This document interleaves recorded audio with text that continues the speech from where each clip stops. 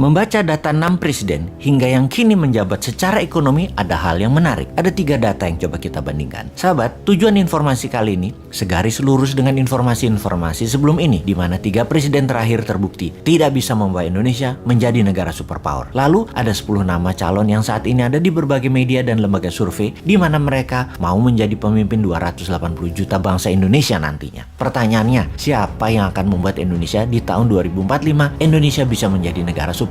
Kalau dari yang 10 nama tadi, ternyata semuanya adalah terpengaruh 3 pemerintahan terakhir mindset bernegaranya. Akankah kita memilih satu di antara 10 itu atau kita cari yang lain? Atau kalaupun mereka tidak terpengaruh, kita tanya, mana konsepnya ketika nanti menjabat? Mana rencana besar atau grand plan-nya untuk membuat Indonesia menjadi negara superpower 21 tahun ketika dirinya menjabat? Oke, kembali ke prestasi 6 presiden termasuk yang terkini. Kita bahas indeks Gini terlebih dahulu, yang kalau di bahasa sederhananya adalah bagaimana kemakmuran didistribusikan dengan mengukur jarak antara the have, orang kaya, dengan the poorest atau orang miskin. Gini rasio, kalau 0 artinya sempurna kekayaan terdistribusi, kalau 1 artinya sempurna ketidakmerataannya. Jadi semakin mendekati ke 0 semakin sempurna cara kelola negaranya. Semakin ke arah 1 adalah semakin kaya oligarkinya. 0,41 adalah indeks Gininya SBY, 0,39 adalah Pak Jokowi, 0,33 di zaman Ibu Mega, 0,31 di zaman Soeharto, Habibie, dan Gus Dur. Kemudian ada yang namanya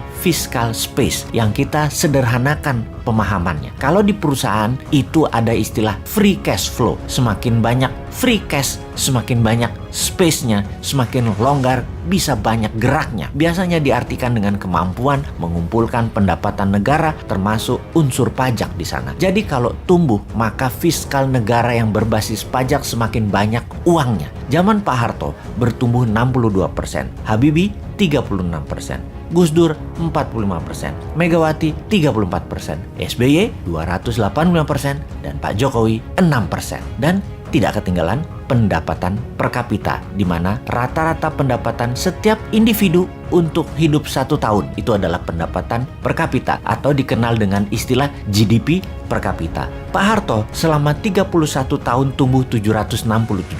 Habibie dalam 1 tahun menjabat tumbuh 45%. Gus Dur 2 tahun menjabat 12%. Megawati 3 tahun menjabat 54%. SBY 10 tahun 204%. Dan Jokowi 7 tahun 11%. Kita urai pertumbuhannya di rata-rata. Kalau itu per tahun, Soeharto 24%, Habibie 45%, Gus Dur 6%, Megawati 18%, SBY 20,4%, Jokowi 1,5%. Sekali lagi, hanya 1,5%. Kita tidak usah teruskan raport tadi karena nggak enak sama yang masih jabat dan pejabat teras lainnya. Kita diskusikan ke depan saja. Bagaimana membuat Indonesia GDP per kapitanya dari 3.900-an sekarang menjadi 10.000 dalam 5 tahun di tahun 2029. Bagaimana pendapatan per kapita menjadi $20.000 per kapita di tahun 2035 dan menjadi $40.000 per kapita di tahun 2045. Kita tanya ke incumbent, kayaknya 3 tahun lagi hanya bisa naikin hutang dari 6.500 triliun ke 10.000 triliun. Itu sebuah kepastian.